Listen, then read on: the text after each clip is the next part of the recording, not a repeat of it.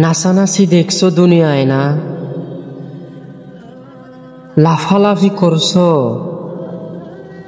জীবন যৌবন শেষ করছো। এই জীবনের সবচেয়ে দামি সময় হচ্ছে যৌবন। এটাকে কোন কাজে লাগিয়েছো?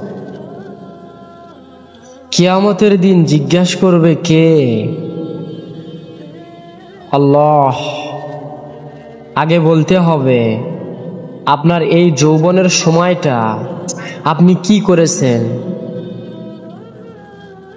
আপনি কি হারাম কাজে, অশ্লীল কাজে, নিষিদ্ধ কাজে সময় ব্যয় করেছেন, নাকি কোরআনের পক্ষে ছিলেন? এই প্রশ্নের উত্তরগুলি কিন্তু আল্লাহর সুপ্রিম কোর্টের আমাদেরকে দিতেই হবে।